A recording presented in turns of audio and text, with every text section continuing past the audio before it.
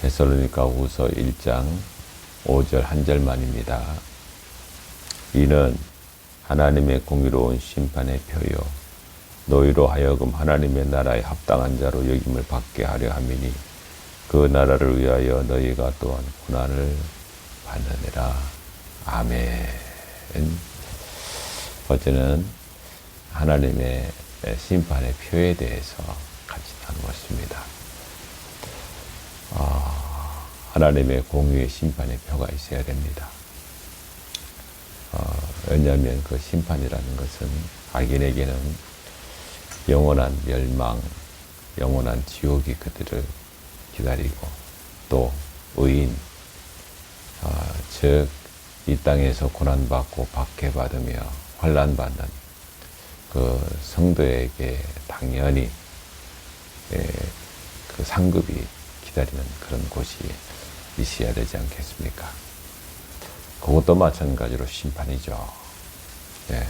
우리에게는 정말로 천국이 기다리고 또 거기에 하나님의 칭찬과 상급이 기다리는 그곳이 있기 때문에 정말 하루하루 고난을 받고 어렵고 힘들고 또 영적 싸움에서도 우리가 살만한 가치를 가지고 있는 그런 삶이 바로 성도의 삶이기도 합니다. 그러면서 오늘 말씀에서 뭐라고 말씀하냐면 너희로 하여금 하나님의 나라에 합당한 자로 여김을 받게 하려 함이니, 그러면서 그 나라를 위하여 너희가 또한 고난을 받느니라 이렇게 말씀하셨어요. 하나님의 나라에 합당한 자로 우리가 여김을 받아야 된다. 그 하나님의 나라에 이 사람 저 사람 아무렇게나 살았던 그런 사람들이 같이 그렇게 가는 곳이 아닙니다. 물론 우리가 꼭 명심해야 될 것이 있는데 그것은 뭐냐면 오직 그 나라는 믿음으로 가는 거죠. 믿음으로만 갈 수 있는 그곳이 바로 천국이기 때문에 그렇습니다. 그것을 또 다시 말씀드리면 의인만 갈 수 있는 곳이죠. 물론 우리는 죄인입니다. 죄인이지만 그 죄로 말미암아 죽을 수밖에 없는 그런 사람들이지만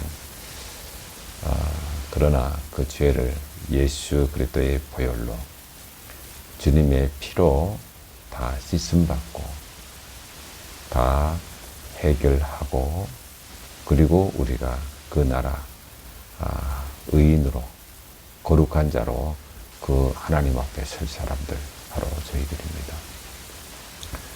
그러기에 우리는 하나님의 합당한 자죠. 그 나라에 갈 자격이 있는 사람들입니다. 그래서 오늘 또 우리가 이 합당한 자의 삶을 우리가 살아가야 되는 거죠. 천국에 합당한 자, 하나님 나라에 합당한 자, 그런 우리가 살아가야 돼요. 아무렇게나 살면 안 됩니다. 그 가치를, 천국의 가치를 우리가 알면서 아는 사람이 돼야 되는 거죠. 그냥 이 땅에 살면서 그것도 모르고 천국의 가치도 모르고 우리가 그냥 그렇게 우리가 살아가다가 야 천국 가서 아이고 창피합니다. 창피하죠. 대충 살다가 그렇게 오는 그런 사람하고 그 가치를 우리가 알고 정말 그 가치를 안 사람답게 우리가 살아가는 사람은 다 비교할 수 없기 때문에 그렇습니다. 그래서 우리가 마태복음에 보시면 어떤 말씀이 나오냐면 마태복음 13장에 천국에 대한 비유, 세 가지 비유가 거기에 아주 나옵니다. 유명하죠. 이렇게 말씀 13장 44절에 천국은 마치 밭에 감춘 보화와 같으니 사람이 이를 발견한 후 숨겨두고 기뻐하며 돌아가서 자기의 소유를 다 팔아 그 밭을 사느니라 이렇게 말씀하셨어요. 주님이 말씀하신 비유거든요. 이 천국에 대한 가치를 아는 사람이거든요. 사실은 이 말씀이 어떤 농부가 아마 다른 지주가 있는 것 같아요. 그 땅 주인이, 그 밭의 주인이 있는 것 같습니다. 그래서 이 사람이 소작이니 그것을 그 주인에게 얻어가지고 거기에 작물을 키우고 열매를 얻어가지고 얼마는 그 주인에게 주고 또 얼마는 자기가 또 아이들하고 먹고 하는 그런 이 소작인의 이야기가 바로 이 44절의 말씀입니다. 열심히 일하죠. 아이들을 위해서, 자녀를, 가정을 위해서 열심히 일합니다. 우리의 삶을 이야기하는 거예요. 사실은 그것이. 그런데 거기에서 덕하니 곡행으로 그 밭을 일구다가 매다가 큰 보물을 발견하게 되는 거예요. 거기서 보물을 아이고 감히 이런 것들이. 사실 전쟁이 일어나면 그때는 뭐 어떤 은행 제도가 없었잖아요. 그것을 맡아줄. 그러니까 그때의 부유한 사람들 아니면 이런 보물을 가지고 있는 그런 사람들이 이렇게 밭에 숨겨두거나 아니면 집안에 숨겨두거나 집에 땅을 파고 숨겨두거나 그렇게 한다고 합니다. 그래서 그걸 표식을 해놨다가 나중에 전쟁 마치고 다시 평화가 돼서 돌아오면 그것을 다시 파서 다시 그것을 재산 미천하는 그런 일들이 비일비재했다는 겁니다. 근데 그 밭을 이 농부가 소작이니 그것을 덕하니 파보니 거기에 보화가 있는 거예요. 보물단지 말이에요. 그걸 열어보니까 이루 말할 수 없는 번쩍번쩍하는 그 금덩어리 말이에요. 금가락지, 금목걸이, 금장식물 이런 것들이 그 안에 가득 들어있는 이거 뭐 번쩍번쩍 해가지고 그거 뭐 빛이 그래가 눈이 뜰 수 없을 정도의 그 많은 귀중한 것들이 그 안에 가득 담아있는 거예요. 깜짝 놀랐죠. 그래서 이 농부가 얼른 흙으로 덮습니다. 그것을. 그 밭에 있는 보물을. 그리고 나서 어떻게 합니까? 집에 가는 겁니다. 집에 가서 아무한테도 말하지 않죠. 아무한테 말하지. 왜? 새 나가면 안 되잖아요. 우리 아이들한테 말해가지고 그 아이들이 또 동네방네 돌아다니면서 우리 아버지가 있는 거기 밭에 그 보물이 거기에 숨겨 있대 이렇게 말하면 안 되잖아요. 그러니까 아무 소리도 안 하는 거예요. 그리고 나서는 씻고 그리고 그 주인한테 갑니다. 주인한테 가서 무릎 꿇고 주인한테 말합니다. 주인님, 그러자. 그래, 어찌 왔나? 예, 주인님. 제가 주인님의 밭을 제가 소작하여 그래 일구어 먹는 그런 사람입니다. 그래, 네. 주인님, 제가 그 밭을 사겠습니다. 자네 돈 있나? 어찌어찌 한번 마련해보죠. 그거 뭐 쓸모도 없는 그런 밭인데, 그래, 뭐 자네가 능력이 있으면 그거 사가게. 알겠습니다. 얼마면 되겠습니까? 얼마만 가지고 오게. 알았습니다. 이제는 그 소작인이 집에 갑니다. 아이들한테도 말하면 안 되죠. 소작인이 집에 가서 여러분이라 그러면 어떻게 하겠습니까? 다른 것들을 다 팔아버리지 않겠습니까? 집에 있는 송아지, 집에 있는 가전도구, 집에 있는 모든 거 다 내다가 파는 겁니다. 자기 부인 난리가 났죠. 이 양반이 가서 그렇게 일하더니 미쳤다고. 이 양반이 돌았다고 말이에요. 이 양반이 가서 사람이 이상하게 됐다고. 안 그렇겠어요? 와가지고 갑자기 다짜고짜 그냥 와가지고 다 팔아버리니 집도 팔고 뭐 어쨌든 숟가락 몽둥이까지 다 파는 거예요. 다 파는 그 돈을 마련하기 위해서 말이에요. 그러니까 이 부인이 엉엉 울면서 이제는 우리 나 앉았다고 그 밭 그거 뭐 한다고 거기서 우리 거기서 어떻게 우리가 살아? 거기서 우리가 어떻게 살아? 그래가지고 이 소작인이 그 마련한 돈을 가지고 이제는 주인한테 갑니다. 가서 주인님, 그래 맞나? 주인님께서 마련해 오라는 돈을 가지고 왔습니다. 그래 한번 보세. 내가 가서 그 땅의 문서를 가지고 올 터이니 잠깐만 기다리세. 들어가서 그 땅의 문서를 뒤적뒤적 가지고 옵니다. 그리고 그 땅의 문서를 이제는 그 소작인이 받습니다. 이제는 그 소작인이 그 땅의 주인이 된 겁니다. 그 땅의 문서를 가지고 집도 팔고 모든 것을 다 팔아 나앉은 그 가족들에게 가게 됩니다. 가서 그 문서를 보여줍니다. 이거 우리 거야. 이거 우리 거야. 이거 우리가 주인이야. 이거 우리가 주인이야. 이루 말할 수 없는 감격으로 그 아빠가 그렇게 말하게 됩니다. 그러자 이 부인과 자녀들은 그냥 눈물만 뚝뚝 흘리며 이제는 우리 가정이 끝났다. 이제는 끝났다. 그렇게 하지 않겠습니까? 삽을 하나 가지고 꽃갱이와 더불어서 가지고 따라와요. 다 따라와. 따라와. 당신도 따라와. 그래서 이제 그 밭으로 가게 되는 겁니다. 밭에 가서 그 농부가 이제는 꽃갱이질을 합니다. 중간쯤에 가서 거기에 또 꽃갱이질을 합니다. 이제는 땅을 파기 시작합니다. 그 밭 주위에 그냥 신세 한탄하고 있던 그 부인, 아이들 하며 울면서 우리 아버지 미쳤어. 우리 아버지 미쳤어. 우리 아버지 이젠 돌았는가 봐. 저 땅 파가지고 땅 깊게 파가 우리 다 저렇게 묻으려고 저렇게 하는가 봐 하면서 엉엉 울고 있는 겁니다. 그 소작이는 그 땅을 팝니다. 점점 턱 이제는 부딪힙니다. 파고 있습니다. 파고 들어가서 아이들을 부릅니다. 그리고 사랑하는 부인을 부릅니다. 이리 와봐요. 여기를 한번 봐야 돼. 빨리 와. 이게 뭐가 있는지 봐. 빨리 와. 엉엉 울면서 신세 한탄하면서 오게 됩니다. 그런데 그 안에 뭐가 있습니까? 그 안에 보물이 있는 겁니다.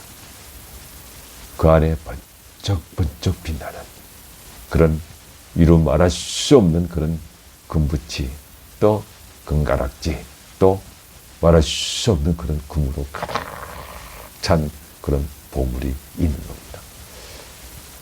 여러분, 이것이 우리 주님이 마태복음 13장에 말씀하고 있는 그런 천국은 이와 같으니 이렇게 말씀하시면서 그 감추인 보화와 같으니 이렇게 말씀하신 그 보화의 비유를 말씀하고 있는 겁니다. 그러면서 그 다음 또 45절에 뭐라고 말씀하죠? 천국은 마치 좋은 진주를 구하는 장사와 같으니 이렇게 말씀하고 있거든요. 이것도 마찬가지예요. 진주 장사 말하는 거예요.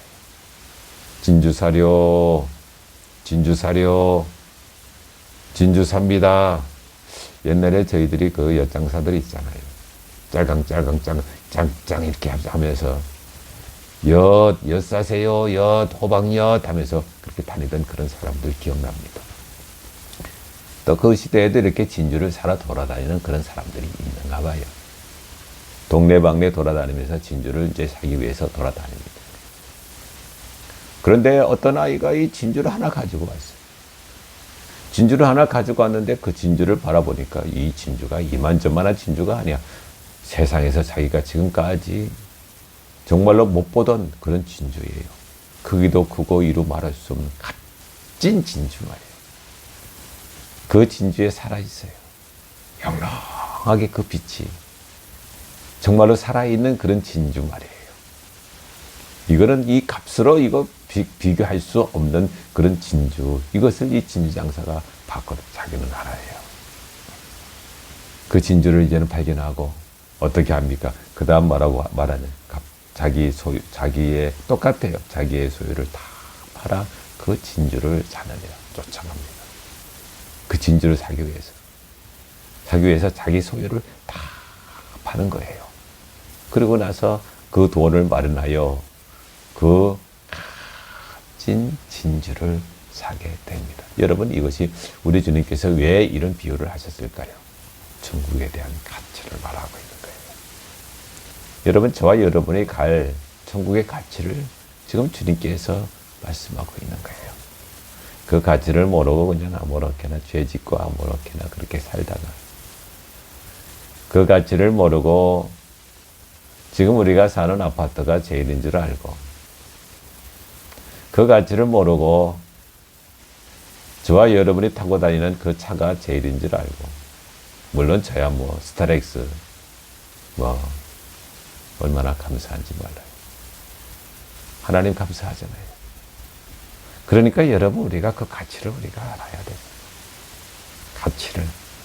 가치를 아는 사람답게 우리가 살아가야 되는 거예요. 가치를 모르고 우리가 세상 것 탐하고 세상 것 재미 느끼고 세상 것 중요한 줄 알고 세상 것 전부인 줄 알고, 여러분, 그것은 하나님이 기뻐하지 않으세요. 저와 여러분들은 그 부활을 발견한 사람이에요. 그 천국의 부활을 우리가 발견한 사람들 아닙니까? 여러분, 나중에 우리가 천국에 한번 가보세요. 천국이 어떤 곳인지 상상이 갑니까? 여러분, 그 천국이 상상이 갑니까? 여러분, 그 천국에 대해서 우리가 정말로 그 가치를 우리가 생각을 하면, 우리가 지금 그걸 만약에 안다 그러면 이 땅에서 맨정신으로 살아갈 수가 없어요. 사실은 그렇잖아요. 사실 그래요.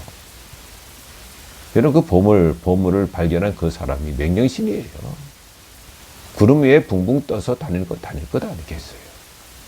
그렇잖아요. 그 엄청난 그런 보물을 그가 발견했는데, 그 다른 게 지금 집에 있는 그 숟가락 몽둥이가 뭐가 중요해요? 지금 가지고 있는 그 송아지가 뭐가 중요하냐 이 말이에요. 자기가 먹고 있는 그 밥그릇이라든지 아니면 덮고 있는 그런 이불, 뭐가 중요해요, 그것이. 지금 그런 오두막집 그런 것들이 중요하지 않죠. 천국을 발견했는데, 천국이 어떤 것인지. 성경에 보시면은, 요한계시록에 보시면은, 이렇게 말씀하고 있는 겁니다. 그 성은, 그 예루살렘 성을 말하거든요. 요한복음 22장, 13절, 11절, 이제 9절부터 쭉 나오는 그런 말씀이거든요.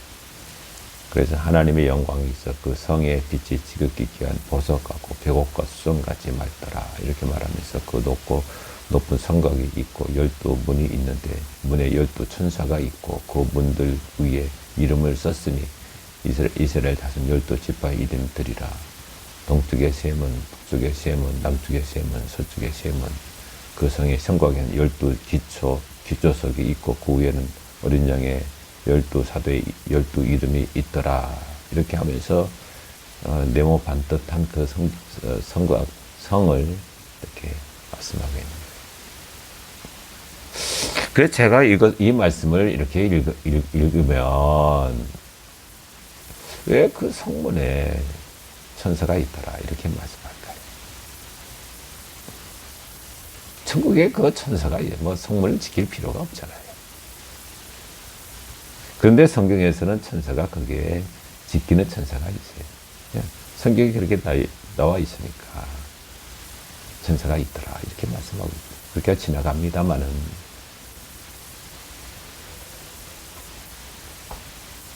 왜 천사가 있을까? 천사가 또 있어야 되죠. 천사가 아무나 가면 되겠어요? 아무나 세상에 누릴 거 다 누리면서 세상에 재미 볼 거 다 재미 보면서 교회 안에서도 대우받을 거 다 대우받으면서 말이에요.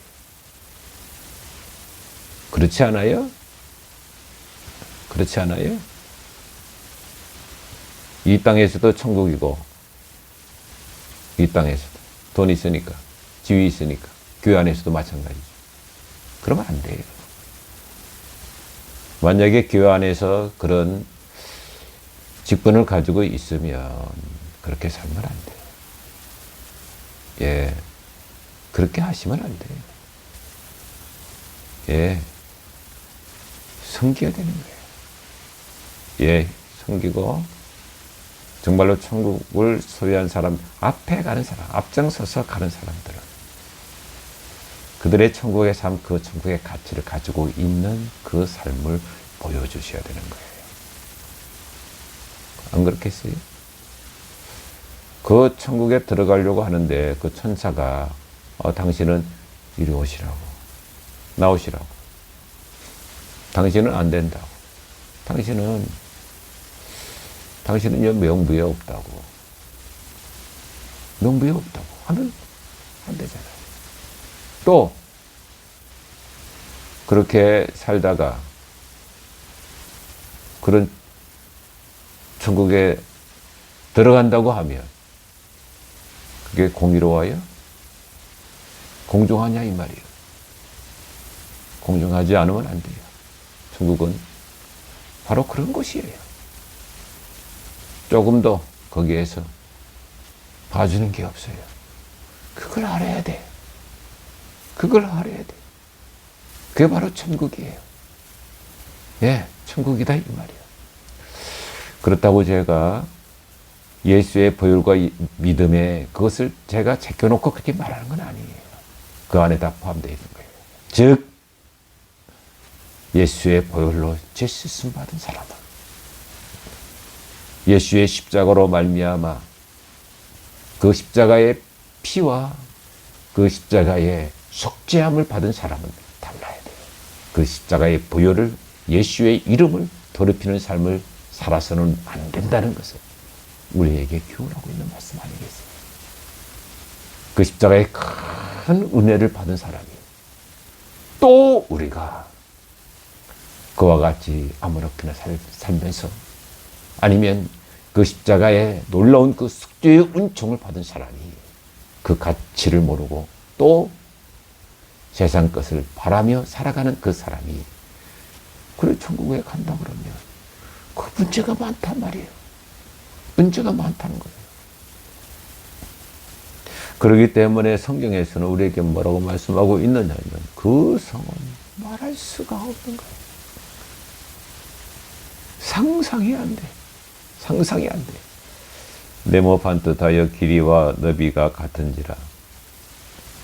이것은 이 요한계시록 21장의 이 말씀은 이 새 예루살렘을 말하는 거예요. 새 예루살렘을 말하는데 그 네모가 반듯하대. 그 예루살렘 성이 네모가 반듯하대. 측량하니 144 규빗이니 사람의 측량 곧 천사의 측량이라. 그 성곽은 이렇게 해서 그 성곽을 갖다가 첫째 속은 벽옥이요, 둘째는 남보석이요, 셋째는 옥수요, 넷째는 녹보석이요, 다섯째는 홍만호요, 여섯째는 홍보석이요, 일곱째는 황옥이요, 여섯째는 녹옥이요, 아홉째는 다마. 이게 이렇게 다방옥이니 뭐 비치옥이니 청옥이니 자수성이니 이런 식으로 쭉 그렇게. 아이 사도 요한이 보석 장사해도 되겠네. 이거 어떻게 이걸 다 알아? 아니 보석 장사 아니에요 이거. 사도 요한이 옛날에 보석 장사 했나? 이게 이런 이 보석들이 그냥 성경을 기록하면서 그 색깔에 따라서 그렇게 자기가 그렇게 만드는 거예요. 그 정도로 찬란한 것. 이 말에 표현이 안 돼요. 그것이 우리가 갈 곳. 그 정도의 그런 아름다운 것. 아유, 어떻게 이것을 우리가 말로 표현할 수가 있겠느냐 이 말이에요. 우리가 갈 곳, 그것이. 그런데 여기서 그 측량하니 144 규빗이요 이런 이렇게 말씀하시면서 그 규빗이 이렇게 나오는데 그것을 재보니까 어디 이렇게 우리가 울산이면 울산, 아니면 서울이면 서울, 그만큼 아니면 이 집이거든요. 그 예루살렘 성이 새 예루살렘 성이에요. 근데 그 크기가 재보니까 지금의 그 북아메리카 있죠. 남아메리카는 뭐 브라질, 칠레 아니면 이런데 거기가 남아메리카라 그러면 북아메리카는 바로 위에는 캐나다, 또 밑에는 미국. 그게 이제 북아메리카잖아요. 그래 그만큼 하다는 거예요. 그만큼. 그 북아메리카만큼 지도로 보면 그만큼. 그게 바로 요 송의 넓이다. 이렇게 수치가 나온다고 합니다. 그러면서 그 높이하고 길이하고 똑같다 이 말이에요. 똑같다 이 말이에요. 그것이 바로 뭐냐면은 바로 천국인 거예요. 그러니까 우리의 생각으로 이것이 상상이나 갑니까? 정말로 우리의 어떤 개념으로 이 천국의 개념을 생각한다 그러면 그게 도저히 불가능한 거예요. 불가능해요. 나중에 여러분 천국에 한번 가보십시오. 천국에 가면 우리가 나중에 그 천국 가면 자기의 집 하나님 우리를 위해서 예비해 주셨다 이렇게 말씀하고 있잖아요. 너희를 위해서 예비한다고 근심하지 말라고 그렇게 말씀하신 요한복음 말씀이 나오잖아요. 집을 예비하러 간다 이렇게 말씀하시고 주님은 아주 멋있는 건축가 아니십니까? 하나님 우리 아버지 하나님은 정말로 예술가입니다. 아주 그 짜임새, 그 모든 빛, 형용한 빛도 지구 모든 이 우주를 만드신 하나님의 그 솜씨. 여러분 한번 보세요. 바다를 만드신 하나님의 그 모든 이 균형, 그 예술적인 그런 감각, 그 하나님의 그 솜씨를, 그 하나님의 그 놀라운 계획, 놀라운 역사를 누가 어떻게 그것을 할 수가 있겠습니까? 그게 하나님, 우리 아버지 하나님. 그 하나님의 그 넓은 그런 스케일 말이에요. 그것을 우리가 이해할 수가 있겠습니까? 이해할 수가 있겠느냐 이 말이에요. 그러니까 하나님은 하나님의 그 놀라우신 그 솜씨와 섭리 이걸 가지고 그 천국을 만드는 천국. 여러분 상상이 갑니까? 상상이 갑니까? 상상이. 우리가 요한계시록 이 말씀이 또 됐기에 그냥 하나 말씀을 드리면 이렇게 말합니다. 22장에 뭐 수정같이 맑은 생명수의 강을 내가 보이니 하나님의 및 어린 양의 보좌로부터 나와서 하나님 및 어린 양의 보좌로부터 그것이 이제 생명수 강이 이제 나오는 거예요. 그 강이 흘러요. 그 보좌로부터 흐르는 강이 있어요. 그러면서 거기에 길 가운데 흐르더니 길 가운데로 이렇게 생명수 강이 흐르는 겁니다. 그러면서 강 좌우에 생명나무가 있어. 강 좌우에 생명나무가 있다. 우리 갈 고향, 저와 여러분이 갈 고향, 영원한 고향 아닙니까? 그 고향에 그려지면은 그 강 좌우에 생명나무가 있대. 있어 12가지 열매를 맺대. 12가지의 열매를 거기서 초록초록 이렇게 맺어요. 맺으면서 12가지 열매를 맺대. 달마다 그 열매를 맺고, 달마다 말이에요. 달마다 그 열매를 그렇게 맺는단 말이에요.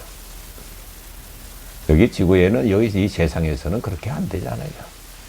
어느 나라든지 가면, 아니, 열대지방이라 할지라도, 그렇게 그런 나무가 있어요? 없어요. 없어요. 요즘이야 뭐 하우스 만들어가지고, 그 하우스 가지고 귤도 키우고 뭐 그렇게 한다 하지만, 다 제한이 있는 거예요. 제한이 있어요. 그거와 비교할 수가 없습니다. 그러니까 이 땅에서 있는 그런 과일과 과실과 열매와 어찌 비교할 수가 있겠습니까? 보세요. 이렇게 말합니다. 그 나무 잎사귀는 만국을 치료하기 위하여 있더라. 이렇게 생명수, 과일, 영원한 생명을 우리에게 주는 그 과일이 있고 또 그 잎사귀는 잎은 만국을 치료하는 거예요. 만국, 그것이 생명수 강 옆에 좌우에 12나무가 있다고 이렇게 말씀을 가지 열매를 맺되 이렇게 말씀하고 있는 겁니다.